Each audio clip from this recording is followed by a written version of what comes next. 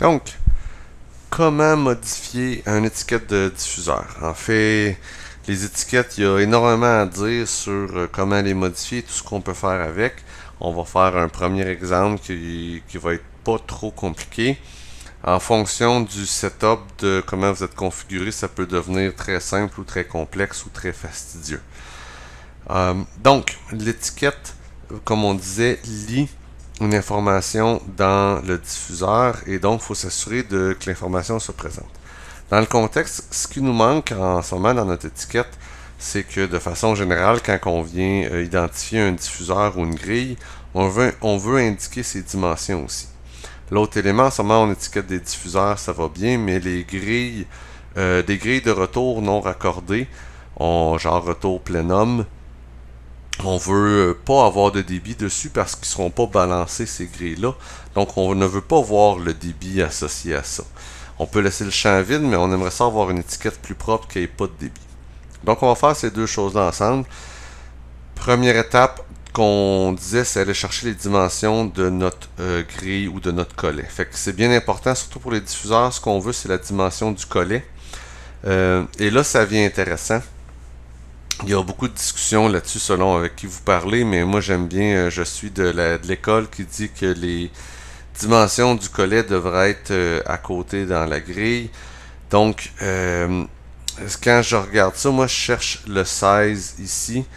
Ça donne que là je le vois parce que je le sais, c'est organisé avec le gars des vues, mais on cherche l'information qui nous intéresse. S'il n'est pas là, il va falloir l'ajouter. Dans notre cas, on voit qu'on a 16 ici comme dimension de 150 de diamètre.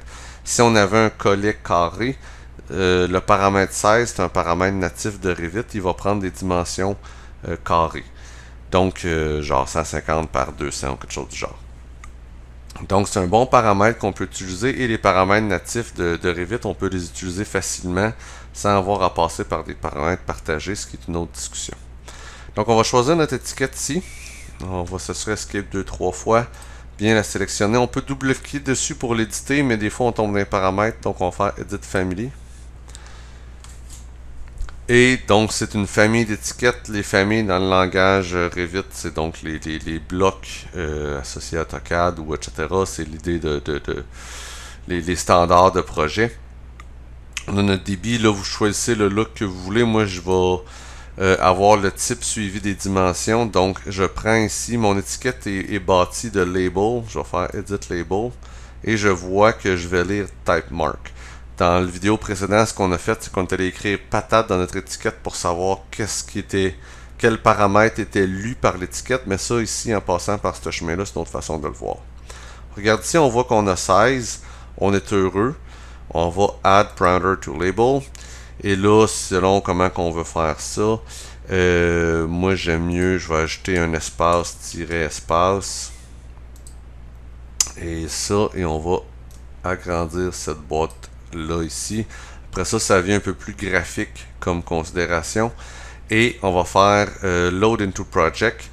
On n'a pas besoin de sauvegarder. C'est les familles, en fait, par rapport à un projet, ils n'ont pas de besoin, il n'y a pas de lien entre les familles qui sont placées sur le réseau ou quelque chose. C'est vraiment dans le projet. Et on va prendre la deuxième version ici pour le charger. Donc là, on a ici toutes nos grilles et nos diffuseurs B. Finalement, le espace-tiret est un petit peu agressif. On va revenir dans la famille. On va reprendre lui ici, Edit Label, et on va changer ça pour un simple tiret. Donc, et à l'œil, il y a peut-être un suffixe qui a été ajouté de space. Je pense que ça, c'est les space 0. Voilà, exactement. Load into project. Override values. Fait que donc, on a notre diffuseur A avec un collet de 150, diffuseur B avec un collet de 200. On est heureux. C'est un peu une aberration. À un moment donné, quand on veut monter un projet Revit parfait, c'est pas toujours facile. Quand on a des gros standards d'entreprise, ça l'aide parce qu'à un moment donné, il y a un travail qui est fait d'avance pour nettoyer tout ça. Il y a peut-être des gens qui ont remarqué que oui, en ce moment, on lit le paramètre de 16 ici, mais lui, il est drivé par, si on fait Edit Type, par le dock diameter ici, qui est un paramètre de type. Puis moi, comme je vous disais tantôt, moi je vise que le diamètre de collet soit un paramètre d'instance. Ça va fonctionner, mais ça va faire un peu des drôles d'aberrations. Si on voulait être rigoureux, ce qu'on voudrait faire, c'est modifier notre famille. On va le faire pour le plaisir de la chose. Modifier notre famille de diffuseurs.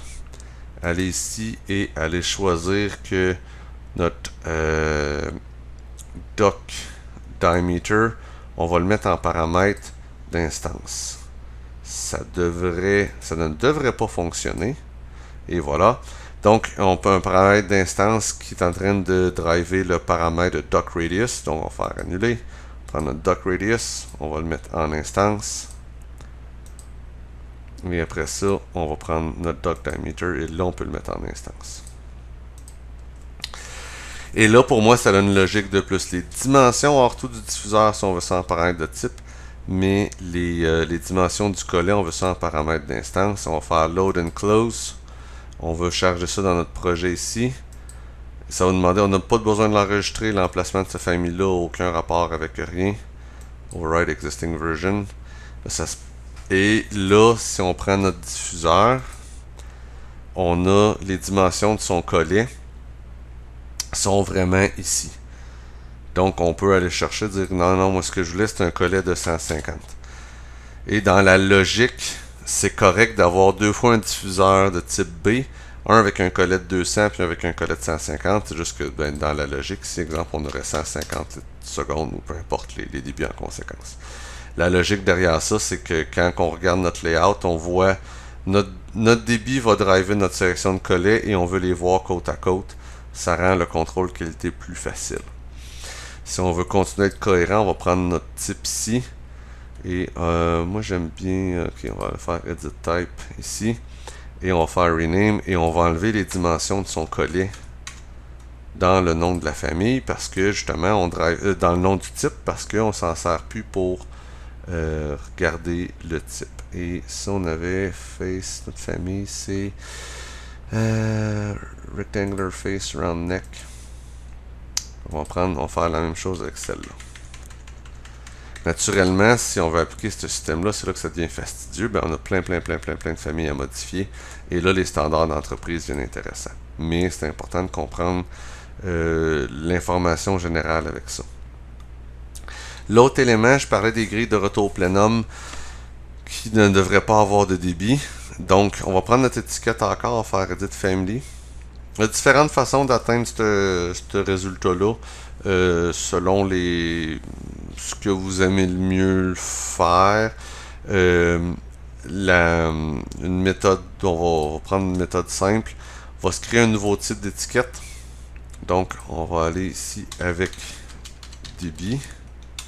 On va avoir un type ici sans débit. Parfait. Et on va se créera pas de suite de paramètres. Notre débit ici, on veut qu'il soit visible ou non visible selon notre situation. Et on a, quand on choisit en fait n'importe quel label, on a l'option ici de visible. On pourrait juste le décocher, ça va tomber invisible dans le projet. Mais on a une petite boîte ici grise, quand on clique dessus, ça nous amène à associer un paramètre avec un nouveau paramètre avec cet attribut-là. On n'a aucun paramètre qui nous intéresse en ce moment, donc on va faire créer un nouveau paramètre. Le fait de passer par là, ça fait déjà le bon type de paramètre. Ici, ça demande un yes-no. Et on va faire ici débit, débit visible. Et on n'a pas le choix que ce soit dans des familles, il faut toujours faire des paramètres de type. Et ici, on va faire OK, OK. Et là, on va prendre notre famille sans débit. Le débit ne sera pas visible. Et avec débit, le débit va être visible. On va prendre cette famille-là. Load and close. On n'a pas besoin de la sauvegarder. Alright. Ça arrive quand on charge ça que ça passe moins bien. Donc, celui-là ici, on va faire bouton de droite. La première fois, des fois, c'est intéressant. An entire project. Et là, on va choisir avec débit. Et si on avait une grille de retour, On a-tu des grilles de retour là-dedans? Return grill, return diffuser, return grill hosted, ceiling mounted. Bon, ça va être ça. Et bon, avec connexion, on va y aller avec ça. Connexion 300. Pas sûr. Je connais pas cette famille-là. Je suis pas sûr de ce que ça donne. Ça n'a pas l'air d'être ce que je veux, mais peu importe. On va. Fait que ça, c'est notre grille. On met ça dans le coin de notre pièce.